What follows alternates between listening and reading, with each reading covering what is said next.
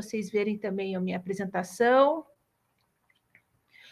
Então, vamos lá. Hoje é Masterclass, é domínio atendimento infantil no pronto atendimento, mesmo sem ser pediatra, sim, há luz no fim do túnel.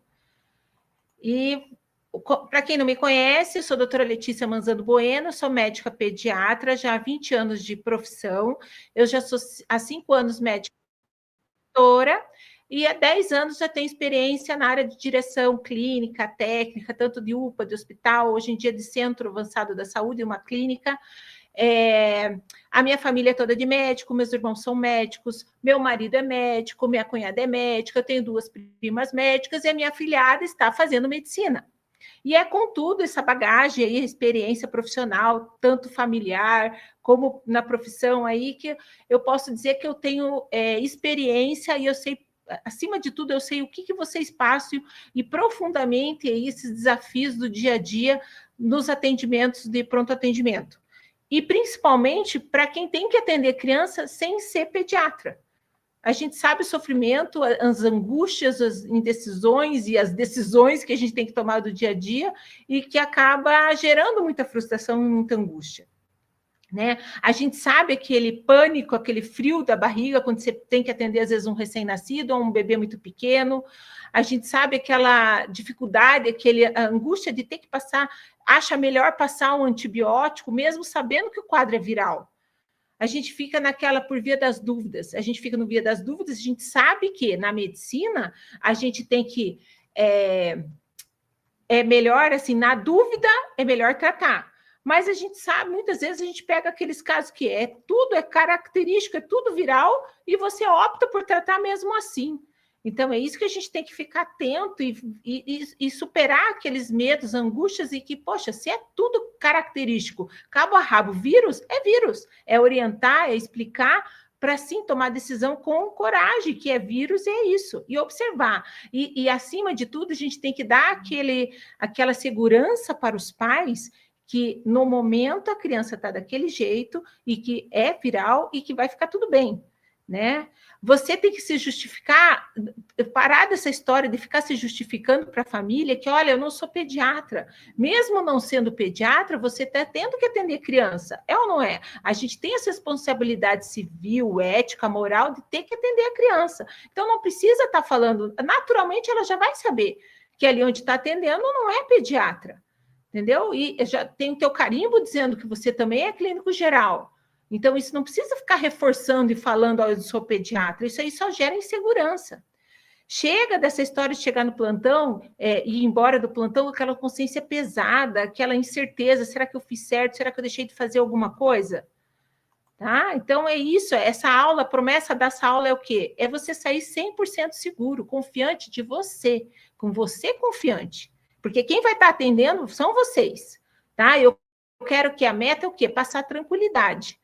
Tá? E hoje eu vou te mostrar o que você precisa saber no plantão para conquistar o atendimento da criança, né, do atendimento pediátrico, com total segurança, tranquilidade e confiança. Você tem que passar confiança, primeiro para você mesmo e segundo para os pais, certo? Então, vai lá, não é só a teoria que a gente fala aqui, né? Então, vamos mostrar na prática. O que alguns colegas falam, né, antes de tudo, assim, dessa... que eu estou falando, né, dessa teoria, desses ensinamentos. Eu vou mostrar para vocês um depoimento de uma colega médica, a doutora Manuela Benfica, ela é dermatologista hoje em dia, né? E vamos ver, acima de tudo, o que ela fala, né, para gente. Calma aí, só deixa eu pegar aqui o videozinho dela. Então, como eu falei para vocês, eu sou de uma família de médicos, então eu fui a primeira a formar como médica.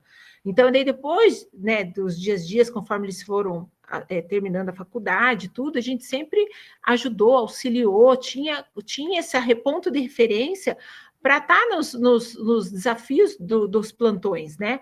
Então, eu ajudei tanto os meus irmãos, o meu marido, a minha cunhada não, que foi depois já, né? Mas a gente acaba sempre ajudando os colegas médicos que têm dificuldade em atender criança.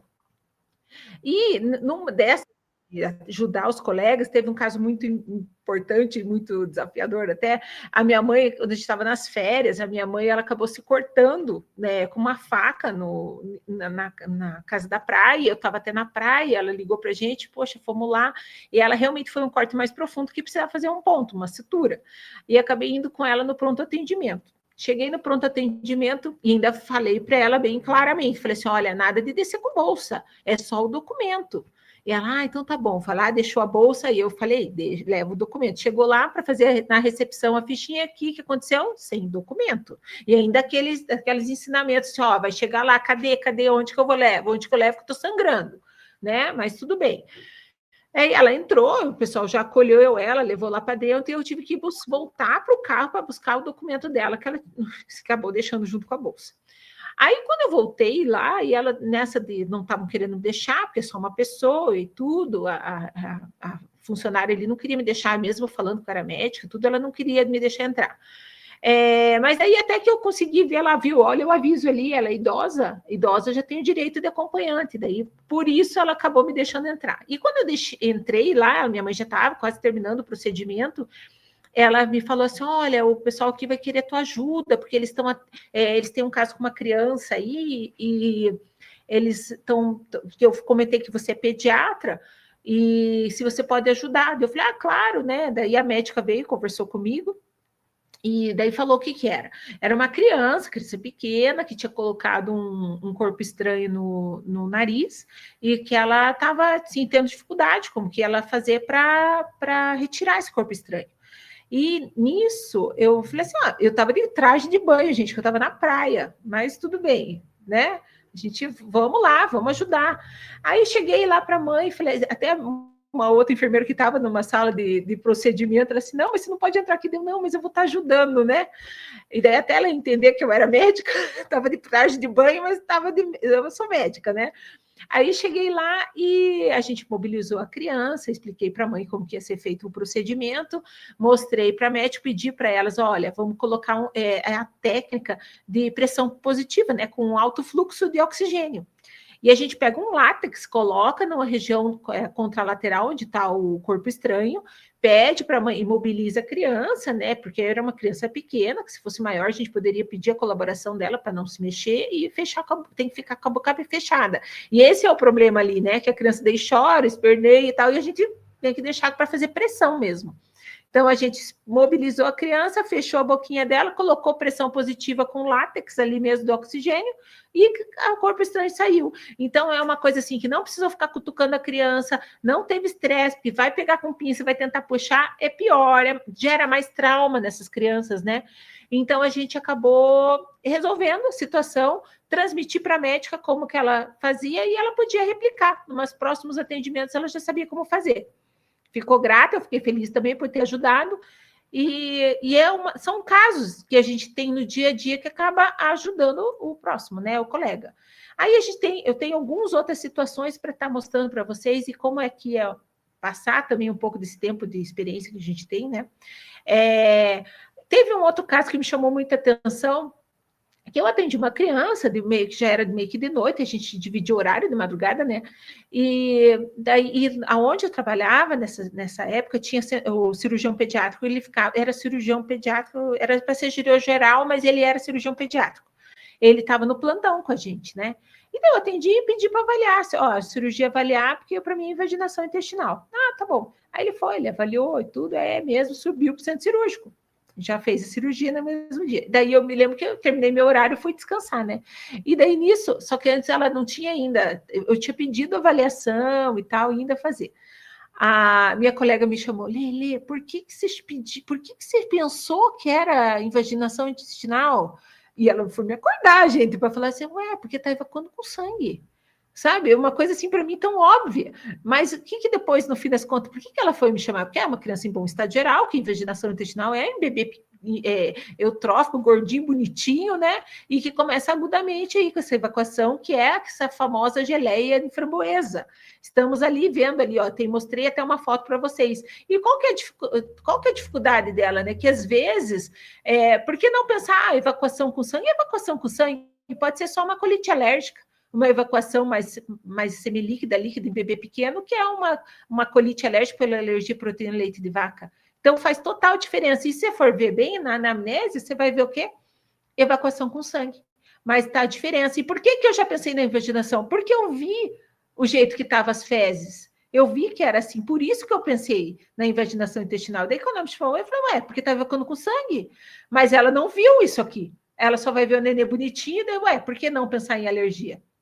Então, isso que eu quero mostrar, que além da história clínica, a gente tem que tentar ao máximo fazer o diagnóstico diferencial, tá? Porque é lógico que eu vi aqui, e a criança nem estava com tanta dor, né? Normalmente, essa invaginação intestinal dá dor, mas são casos e casos, a medicina é isso, né? Tem casos que a criança estava mais prostrada, largadinha, não estava com tanta dor, tá? Mas o comum é ter dor abdominal. Outro caso que eu achei interessante, que no pronto atendimento, aqui véspera de Natal, estava já quase terminando meu plantão, né? Chegou um adolescente, esse aqui só é foto da internet, gente, só para ter para vocês refletir e ilustrar um pouco a história. Mas, assim, chegou uma criança, já meio que pré-adolescente, que ia viajar com os colegas no final do ano. E daí, o que aconteceu? Os pais, antes de ir, porque ele acordou com a boca torta, né? Então, estava com paralisia facial. Daí o pai levou no pronto atendimento, queria saber se ele poderia deixar a criança ir no viajar, que ia viajar com 2, 3 dias aí com os amigos. Aí examinei, realmente paralisia facial e tal, não tinha história de mais nada, assim. E o que é a paralisia facial? Acaba sendo quase 90% aí, paralisia de Bell, quadro viral, né, benigno, sem problema nenhum. Mas estava examinando, e antes da gente dar o diagnóstico de paralisia de Bell, né, a gente tem que acabar descartando outras causas de paralisia facial. Que é aquela coisa, né? Você está no pronto atendimento infantil, eu estava num local onde tem o acesso para uma tomografia, eu pedi tomografia, então vamos fazer os exames. E daí, nisso, já trocou o plantão. E quando trocou o plantão, eu já avisei para o colega, falei assim, tem esse paciente assim, assim, assado, para ser o caso, né? E eu pedi a tomografia. Ele ainda falou assim, ainda fez aquela cara, mas, tipo, mais um paciente para eu rever depois? Uma tomografia, por que é paralisia de Bell? É uma coisa mais, né? Mas é viral, nem precisava ter pedido.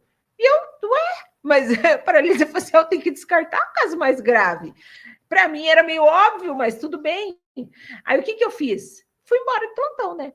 Aí depois do dia conversando, eu até fui assim, então eu pedi exame, né, daquele paciente, aquele dia, fui falar com um outro plantonista. Ele falou que não precisava, mas eu achei que, né? Aí ele assim, mas você não tá sabendo? Não estou sabendo o que aconteceu. Daí ele falou assim, aquele paciente veio com tumor de mastoide, foi transferido no mesmo dia, próximo de feriado aí para o Erasto, para estar fazendo já prosseguimento de tratamento. E eu falei assim, puxa vida, né? E não sei, foi bom pelo menos que o exame que eu pedi realmente foi efetivo, né? E deu um segmento para a criança e já se tratar. E ruim pela criança, lógico, é um diagnóstico grave, né? Mas, assim, é um ensinamento que a gente tem que para mim, no meu entendimento, era uma coisa óbvia, que para você dar o diagnóstico de paralisia de Bell ou na investigação de paralisia facial, você tem que descartar caso mais grave. E daí, depois fui conversar com o meu colega, o que tinha me falado do exame, né? Eu falei assim, pois é, então aquela criança, aquele dia tal, né? Aí ele falou assim, eu aprendi uma coisa com isso, ele me passou. Ele assim, ele é neurologista pediátrico, né? E ele falou assim, nunca mais eu recebo o resultado de tomografia por telefone. Porque lá onde a gente atendia, tinha o telefone. Então, assim, o pessoal da radiologia, eles poderiam falar com o médico na sala, no consultório. E daí o paciente já meio que já estava demorando esse resultado da toma e tudo. Daí ele falou assim, não, então acho que eu vou te liberar mesmo, porque fez toda a receita, toda coisa que é paralisia de Bell, é viral, fez todo o ensinamento, né? E daí, nisso, o paciente já estava meio que para sair, ele atendeu o telefone. O resultado! Sim, pode falar! Daí, o que o radiologista falou, ele não conseguiu nem disfarçar o semblante dele, assim, que é um diagnóstico grave, né?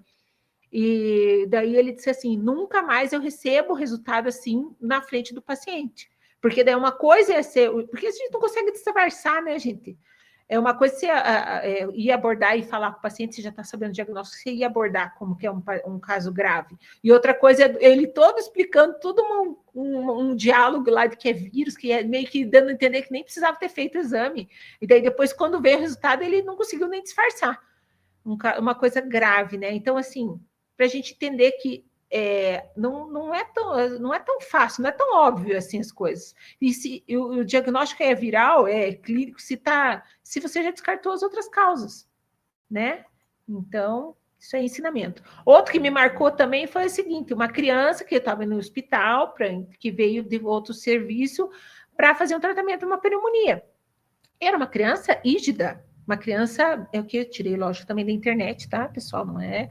Então, assim, só para mostrar que é uma criança em bom estado geral, espertinha, alegrinha, bem, e internou para uma pneumonia. A mãe, daquelas religiosas, daquelas, sabe, quando você, né, a gente já faz a gente está pré-julgando, mas assim, é o biotipo da pessoa. Então, o biotipo dela era mais ser religiosa e tudo, né?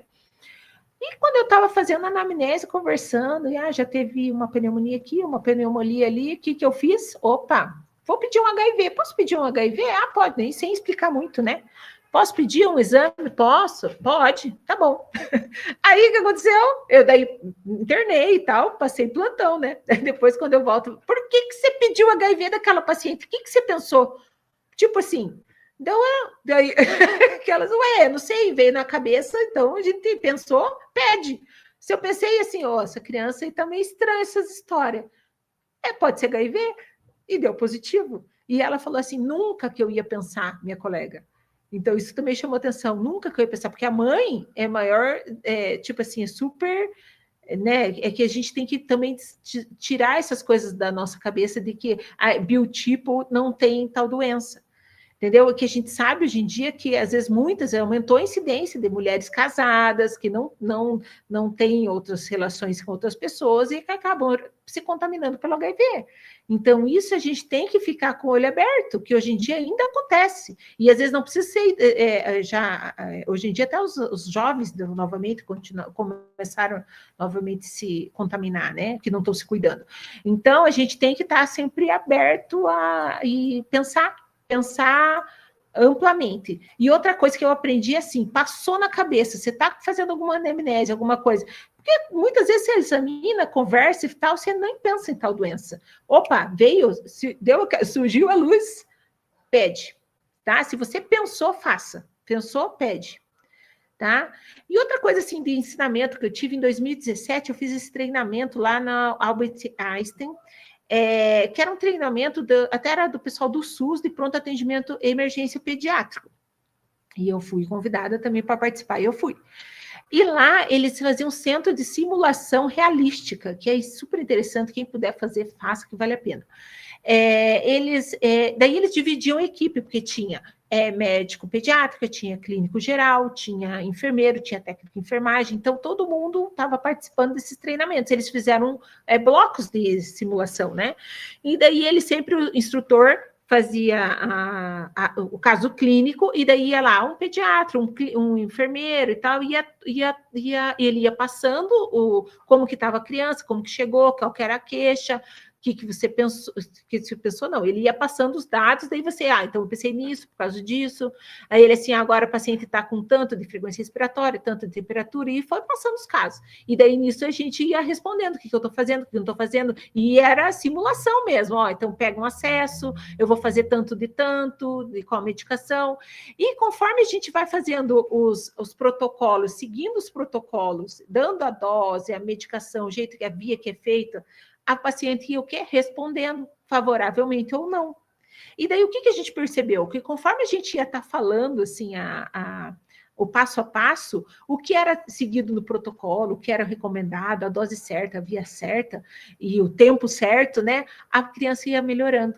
E conforme ia, às vezes, um clínico lá avaliar, ele acabava fazendo, mesmo o clínico que está atendendo, que já faz, às vezes tinha médico de SAMU também acompanhando, ele fazia a medicação certa, mas às vezes a via errada, às vezes a subdose, e o que acontecia? A criança ia piorando. Ele ia seguindo conforme você vai falando, ele ia seguindo, tá bom? Então, isso que me chamou muita atenção, por quê? Porque na vida real isso também acontece. Né? Porque, lógico, a gente fez uma subespecialização, a gente se especializou em pediatria, a gente tem treinamento para isso. E às vezes o clínico geral fez a faculdade como um todo, igual a mesma coisa, me colocar atender um adulto. Entendeu? Também vou me bater, só vi na faculdade, depois nunca mais atendi. Quer dizer, de vez em quando a gente atende ainda, né? Mas assim, é diferente de uma coisa que a gente está vendo dia a dia. Então faz a diferença. Então a gente tem que estar preparado para isso. E o que está acontecendo hoje em dia na realidade? Cada vez mais eles tiraram realmente os pediatras da UPAs, pronto atendimento, né? Eles acabam ficando mais subespecialista mesmo, né? E colocaram agora, tem esse projeto aí de colocar o clínico geral para atender, tanto na unidade básica de saúde, quanto na UPA. Acabou o pediatra ficando mais no UTI neonatal, sala de parto, mais especialista mesmo, né? UTI geral, enfermaria, área, hospitais de especialização, subespecialidade. E agora é o clínico que está tendo que atender isso. Então, eu acredito que é muito importante a gente estar conversando, tá? Cada vez ensinando mais sobre isso, né? Então, esses medos aí, que não sou pediatra, não pode ficar só se baseando na anamnese que a enfermagem faz, a gente tem que conversar com a mãe, a gente tem que tirar essas dúvidas, cuidar aí com esses antibióticos, né? Mesmo por causa de vírus, cuidar para não examinar. A gente tem que sempre examinar, mesmo que seja na emergência, fazer um exame direcionado. Tá? Conforme. E tem coisa que eu vou até passar para vocês, que é o que tem que ser observado em todas as avaliações. Então, a gente tem que ter um pouco de mudança de mentalidade, não é só reagir ao problema, ou seja, a gente está com esse problema, que a gente tem que atender criança no plantão, mesmo vocês não gostando, mas a gente tem que ter clareza, confiança, que a gente tem que solucionar essa situação. Tem como eu parar de fazer plantão no pronto atendimento nas UPAs? Se não tem como, a gente tem que cair na realidade, então vamos se aperfeiçoar para encarar essa situação, né? Então, qual é o maior desejo dos plantonistas no plantão? Eu sei qual que é o maior desejo de vocês, é ter pediatra do plantão, né? Eu também concordo com isso, que deveria ter pediatra em todo o plantão. Só que a realidade do país é outra, né? Não fui eu que inventei isso, foi a gestão pública, né? Saúde pública que achou que não precisava, que o clínico geral é apto, porque se formou como médico, é apto de atender. E né? Tá apto para atender. Então, até quando comigo, eu sei que isso acontece, porque comigo eu estou no município que a gente só tem 2 pediatras concursadas, entendeu? E quando me convidaram para ser chefia da pediatria, o que eles queriam? Que eu passasse visita na maternidade, que eu, depois que passasse a visita na maternidade, fosse no pronto atendimento para ver os casos relevantes, para tirar dúvida, para o que coisa mais grave, e além de tudo, depois de tarde ainda fazer um ambulatório de especialidade. Né? Então, quer dizer, eu ia ter que estar atendendo tudo. Né? Daí eu pensei, refleti, eu falei assim, mas isso aí é fria, né, Bino? Aí eu falei, vou sair dessa, não, aí também não, então eu fico só no meu consultório que tá bom, né? E é isso, e eles querem que a gente esteja em todo lugar, mas não se programam para isso, né? Então não fui eu que decidi isso, mas é o que está sendo hoje em dia, tá? Então, por que nessas alturas, o pessoal fica, mas por que nessas alturas eu vou ficar, né, fazendo agora na internet, capacitação, treinamento? Por que eu, já desde 2016, eu sou instrutora médica, instrutora do curso de reanimação neonatal, né? Por quê? Eu tenho 2 concursos, já tenho agenda, eu tenho consultório, minha agenda é lotada no consultório, já tenho uma renda favorável. Por que, afinal de contas, né? Estou inventando sarna para me coçar, né? Porque a gente tem que ter um propósito. E o meu propósito, a minha decisão foi isso. Por quê? Da onde que surgiu isso? Tá certo que o pessoal vê, poxa, mas você já fez capacitação ali com o grupo de médicos, você já é instrutora, você fala bem, você conversa bem, por que não ensinar o pessoal? Né? Muitos amigos pedindo, daí a gente vai direcionando, vai fazendo um curso aqui, outro curso ali, aí o pessoal cada vez mais falando, os médicos têm que estar na internet, né? Você já tem sua metodologia do dia a dia, tem que replicar esses ensinamentos. Por que só ensinar ali o pessoal que te conhece? Por que não ampliar isso? E a gente vai mudando. Hoje, antigamente que eu relutei, eu falei assim, mas isso acho que não é para mim. Eu ficar me expondo na internet, eu nem colocava nada, nem postava nada. Entendeu? Era uma outra coisa que eu postei. Então, a gente tem que... Daí eu realmente... Eu estava antes com o meu propósito, que era só me aposentar. Né? Eu estava assim, eu quero me aposentar, mas daí pensando e refletindo, não, mas realmente eu tenho muito mais coisa para fazer, eu tenho muito mais propósito que dá para ajudar muita gente ainda. E parti, me convenceram, né? E eu, vamos lá, vamos encarar. E estamos aqui, né? Então, o que, que eu quero passar para vocês? O que, que vocês precisam saber no plantão? Né? Essa é a promessa da aula, então vamos lá. O que, que vocês precisam saber? Primeiro, conhecer qual que é o ponto forte e ponto fraco de vocês. Cada um tem o seu ponto forte e ponto fraco. Mas o que você, mesmo que você não tenha, se você, eu quero que você se esforce para ter, é o atendimento. Sempre atender com respeito, com empatia, mesmo que tenha pouco tempo. Você tem pouco tempo no pronto atendimento para atender, a gente sabe disso, mas você tem que se atender com respeito, tá? Sendo empático, tá bom? Eu acredito que você atendendo com respeito já meio caminho andado, tá? Você já vai estar passando mais confiança para essa paciente e para essa família que você está atendendo. No meu método que a gente sigo, né? Sempre é escutar, examinar, não deixe de examinar, mesmo que seja no pronto atendimento um exame direcionado, que é diferente do ambulatorial, né? Do internado, da UTI, mas é um exame direcionado, mas não deixe de fazer. Faça. E o principal, explicar a receita médica, explicar o próximo passo para essa mãe, o que ela tem que observar. Ó, então, no momento ele está assim, assim, assado, mas você tem que observar isso, isso, aquilo, tá? E eu acredito que ela sai muito mais confiante e mais segura no teu atendimento, tá? E o ponto fraco? A gente sabe que ninguém sabe de tudo, né? Ninguém sabe tudo. A gente tem sempre que estar se aperfeiçoando, estudando, tem coisas que a gente tem que sempre relembrar, né? Hoje em dia, que é coisa que a gente lembra vagamente, opa, estou pegando ali, vamos relembrar, vamos estudar de volta, vamos, né, ver, e é sempre assim todo mundo. E não tem ninguém que sabe tudo e que, né, tem uns que sabem mais, outros não entenderam, né? Tem que relembrar. Aceita que dói menos, aceita que a gente tem que não sabe de tudo, que a gente sempre tem que estar estudando, tá? Segundo o ensinamento, então, saber lidar com as principais doenças. Você vai estar tendo um pronto atendimento, como a gente não sabe tudo, mas a gente sabe o que mais chega. A gente sabe o que é o mais comum. Então, a gente tem que se preparar para o que é o mais comum. Eu não gostaria de atender criança. Ótimo. Mas o que a criança vem? Qual que é a demanda maior que a criança traz? Eu tenho que saber o básico. A gente tem que fazer o básico bem feito, certo? Então, o que é? É saber sobre febre, resfriado, vírus, gripe, bronquiolite, asma, broncopneumonia.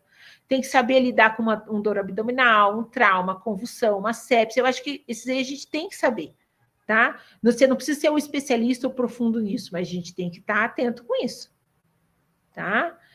Daí, sabe, o principal, né?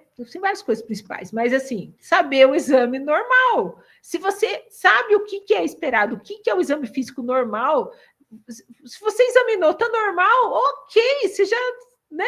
É mais fácil. Porque você só vai saber o que é diferente, o que está diferente, o que está alterado, se você souber o que é o normal. Parece óbvio também, mas tem que ser falado, tá? E os sinais de gravidade. Né? Eu acredito que se souber o que é o normal e o que está alterado, mas se souber o que é grave, o que você realmente... Opa, aqui que não está legal, meio caminho andado, tá? E isso tudo, assim, pronto atendimento que vai chegar, trauma. A gente tem que saber classificar um trauma, se é um trauma mais leve, moderado, grave. Né, o grave você já sabe, já, às vezes já vai direto no pronto atendimento, nem às vezes passa no médico do consultório. Mas se for um trauma mais leve, e às vezes a gente tem que saber identificar quando que esse trauma, que às vezes até no momento está um trauma mais leve, e que depois a gente tem que ficar atento, opa, é trauma leve, mas a gente tem que ver observar essas situações. Então a gente tem que saber que existe escala de Glasgow modificado para a criança. Tá? E se você quiser tirar um print aí dessa tela, faz favor, tire, porque vale a pena ter para a gente observar, tá? Outra coisa, ó, então teve um TCE, a criança ficou uns minutinhos com perda de consciência, abre o olho, se a criança tem que ficar em observação, se possível já faz uma tomografia, teve mais de 2 episódios de vômito, convulsionou, tá? Teve uma falta de amnésia ali, né, lacunar. Teve sinais de fratura, clinicamente você vê sinal de fratura otorragia, aquele sinal de guaxinim, sabe? Sinais de hipertensão intracraniana, alteração na pupila, bradicardia hipertensa, alteração do padrão respiratório, Glasgow baixo. Então, são sinais de gravidade, tá? Então, não é só naquele momento, a gente tem que observar, tá? E se a gente, opa, a criança está bem, TC é leve, Glasgow 15, não teve sinais de gravidade, não vomitou, não desmaiou nem nada, observar, orientação, às vezes pode ser até em casa, mas a gente orienta, tá? E a sepse, a gente sabe que também tem que ficar atento com a sepse. E toda criança que tem infecção, a gente tem que ver se não tem sepse.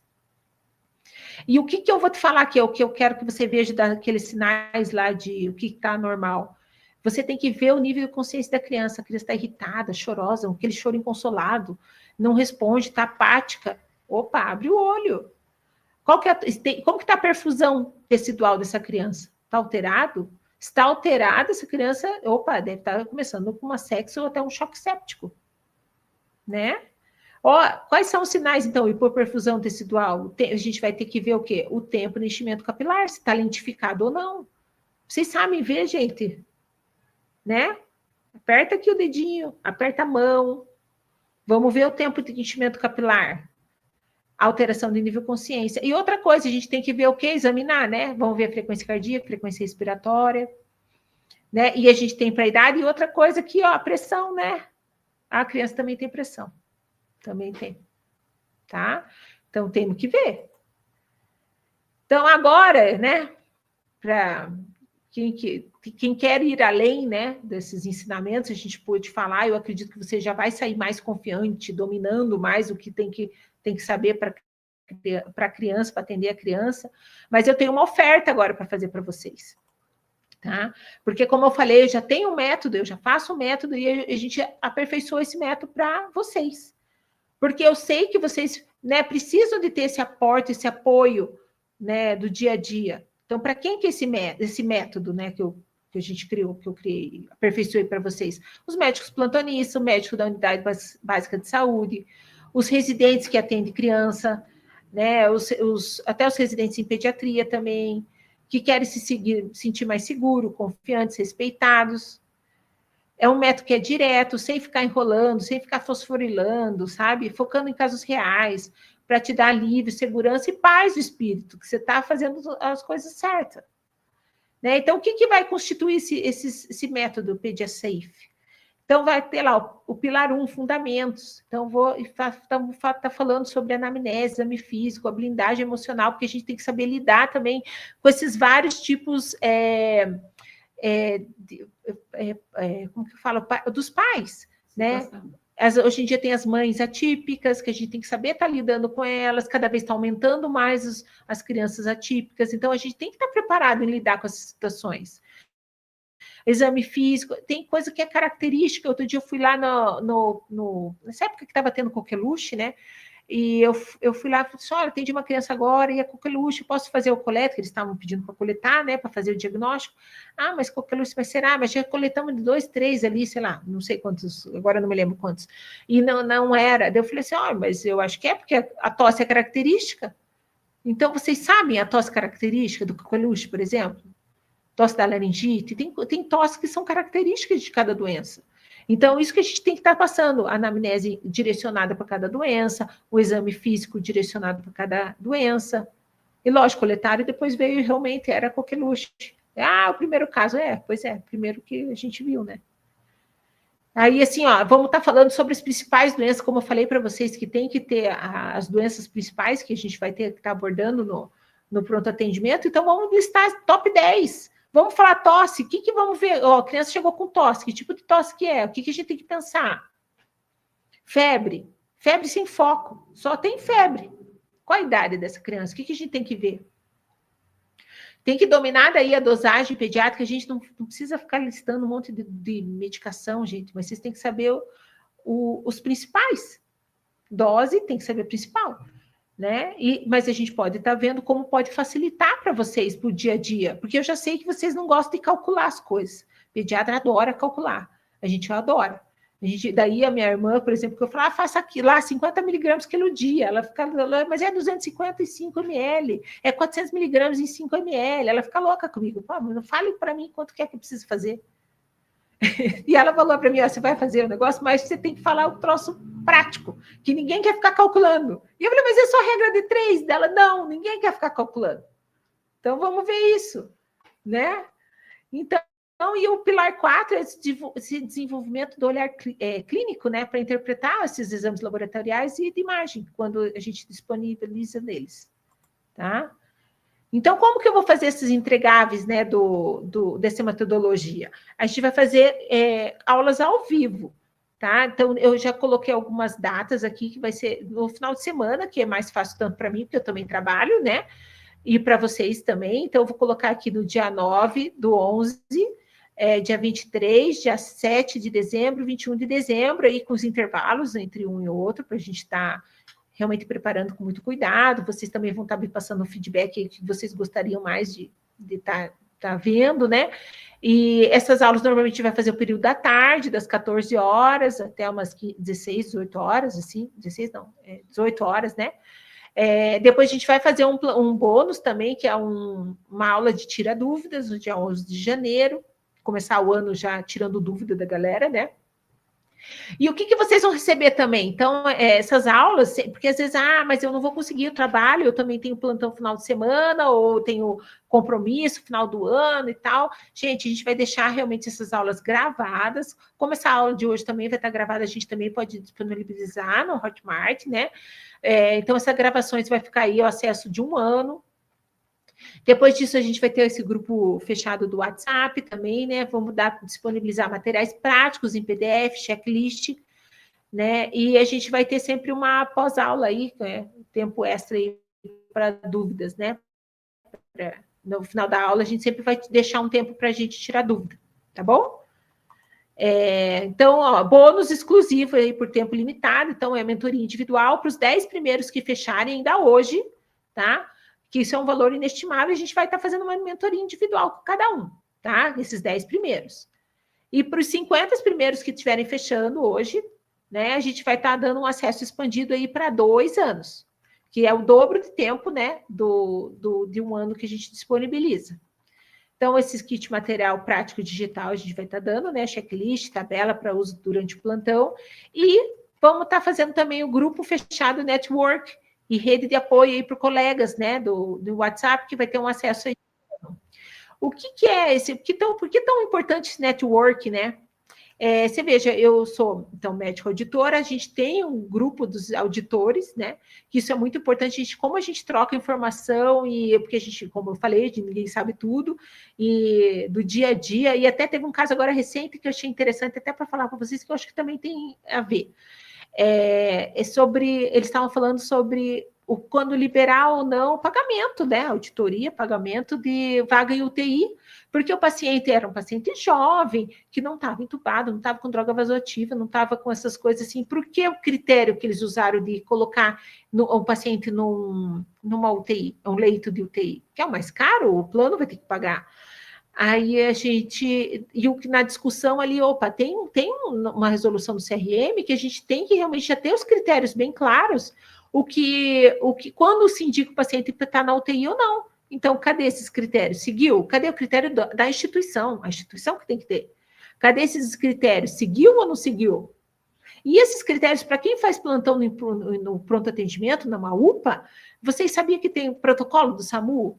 Protocolo de insuficiência respiratória aguda grave em criança, por exemplo. Poxa, se pegou uma criança grave, insuficiência respiratória, aciona o protocolo. Você sabe, você já parou para ver quais são os protocolos do SAMU? Quando que a gente direciona direto? Torção de testículo, por exemplo, tem protocolo para isso. Vocês sabiam? Se não sabe, eu quero que vocês vão atrás também para ver. Se for o caso, a gente pode também adicionar isso na metodologia, tá? Então, eu acho que é muito importante esse grupo fechado. Tem outro grupo que eu faço plantão na UTI neonatal, um grupo de neonatologista, lá de Brasília, o pessoal, sabe? Daí tem neonatologista do mundo todo. Então, às vezes, quando nasce uma criança que daí nasce com algumas coisas que patologia é diferente, tudo que a gente coloca lá, e discute. Alguém já viu isso? Como que eu faço assim? Assado, entendeu? Então, é muito importante essa troca, esse network, é muito, muito bom, entendeu? E outra coisa que às vezes você manda lá no grupo, às vezes eu estou atendendo, porque eu estou atendendo, né? E às vezes um outro colega está disponível e já pode trocar uma ideia, então é um network entre o pessoal do grupo, tá? Então, eu acho que é isso que eu vejo assim, que é o importante, que além aquelas fica a dica de quando a gente vai para o plantão, igual quando meus irmãos terminaram, assim, né? Então terminou, vou fazer plantão, tá aqui que a gente tem que fazer se chegar assim, assim, assado, é isso. Você tem que fazer, você vai fazer se chegou assim, assim, assado, é isso. E na residência, quando você entra na residência, o que é? É isso também que a gente faz. A gente vai ficar discutindo, alguns casos a gente discute casos, a gente vai ter as aulas, mas quando a gente começa é o quê? Cola e copia, né? É assim, assim, assado. O paciente chegou assim, a gente vai fazer assim, assim, assado. E é isso. Depois a gente vai aperfeiçoando. Primeiro a gente começa, depois a gente aperfeiçoa. Vai aperfeiçoando, né? Então, o valor de dormir tranquilo, qual que é, né? É o investimento da sua paz de espírito. Quanto custa para casa, para você ir para a tua casa com essa consciência tranquila? Não tem preço, né? Para mim, não tem preço. A gente está dormindo, travesseiro tranquilo, que fez tudo que tinha que ser feito. Né? Por exemplo, e a gente fala que cada um tem sua fase, né? E seus desafios. Vocês estão, como plantão, a ter que atender criança em pronto atendimento. Atualmente, também estou fazendo um ambulatório de especialidade e não sai consulta com endocrinologista pediátrico. E aí? E aí que eu estou me capacitando também, vou ir atrás. Agora, eu vou no congresso, por exemplo, né, de endocrinologia pediátrica, agora em Recife, dia 12 e 15 de dezembro. Olha quanto que eu vou estar gastando, gente. R$ 1.500 do congresso, mais passagem aérea, R$ 2.750, ida e volta, né? Hospedagem, R$ 1.050, total lá, 5.300, né? E aqui, qual que é o valor desse treinamento, dessa metodologia, com esse network, daí acesso a um ano? Então, a gente vai estar fazendo 12 vezes de R$ 258,25, né? À vista, vocês podem fazer 2.497. E o que é isso, né? É o valor do cafezinho aí, um café com pão de queijo aí por dia, né? R$ 8,60 por dia. Outro cálculo que dá para a gente fazer aí, R$ 258, dá o quê? 1h30 de plantão, gente, no mês. Né? Uma coisa que muito acessível, tá muito... Tem que ter, né? Tem que ter algum valor, porque a gente tem o suporte, tem toda a estrutura por trás que tem que ter. E essa é para você chegar com essa tua tranquilidade e de atender a criança com total segurança. Tá? Então, perante tudo isso, né? Que você pode decidir o quê? Ignorar totalmente o que eu falei. Se tem essas duas opções, né? Ou você ignora e continua insegura, tendo esse frio na barriga, se arriscando, atendendo sozinho, sem discutir com ninguém, sua saúde mental, sua reputação em risco, né? Você pode também adquirir esse caminho com segurança, adquirindo esse método, PediaSafe, garantia, suporte, pessoal do grupo do network, tirar dúvida, discutir, atender com total segurança, paz de espírito, e se posicionando, sendo mais feliz, né? Tendo total segurança que você está indo para frente, né? Então, vem comigo, estamos aí com segurança dos seus atendimentos, né? Que começa agora. A gente vai deixar aqui, clique embaixo no link aí, descritivo do vídeo, né? Para adquirir mesmo, né? No chat já está também. Se inscrevam, garantir esses bônus exclusivos, né? Para os 10, lembrando aí, os 10 primeiros vai ter uma mentoria individual comigo. Os 50 primeiros vão ter aí acesso a 2 anos, tá? E é isso, tá?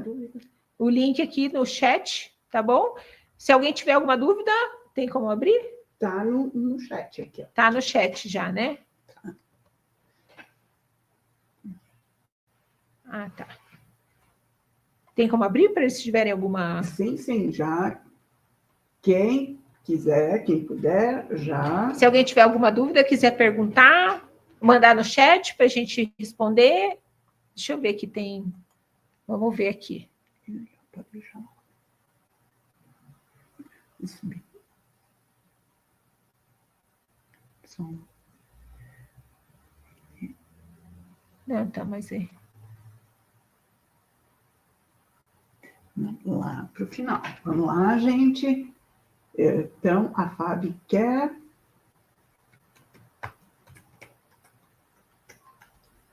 Mas alguém perguntou alguma coisa? Isso, tem gente que está pedindo, estou mandando o link para se inscrever, para adquirir. Então é isso, gente. Eu acredito que é um bom método, é um bom curso, é uma boa experiência. E vem com a gente. Vai dar tudo certo. O carrinho fica aberto até... Terça-feira, que dia? Vai ser dia 3. Dia 3. Não, dia 4. Dia 4 de novembro. O carrinho está aberto. Aliás, se vocês quiserem encaminhar aí para algum colega, vai poder assistir, essa aula está gravada, a gente vai deixar também o link. Quem não está no grupo do WhatsApp também entra no grupo. Para querer ter o resumo dessa aula. Para ter a gravação dessa aula, tá bom? Manda para os seus colegas, também fazer gente conhecida também é melhor ainda, não é mesmo? Tá? Já comprei aí, ó. Fabicolas 84, já colocou, já comprei. Muito bom. Ganhou a mentoria. Já ganhou uma mentoria, muito bem. Vamos lá, tem mais, essa é a hora. Então, o chat, o link para entrar no grupo do WhatsApp para troca, para receber o resumo dessa masterclass, dessa aula, vai estar lá. Eu já estou colocando no chat também. E é isso. Então tá bom, gente. Fica bem, analisem bem, pensem bem do que a gente conversou. Eu acredito que vai ser uma excelente oportunidade aí para vocês, tá bom? Então é isso. Boa noite. Pode fechar? É isso.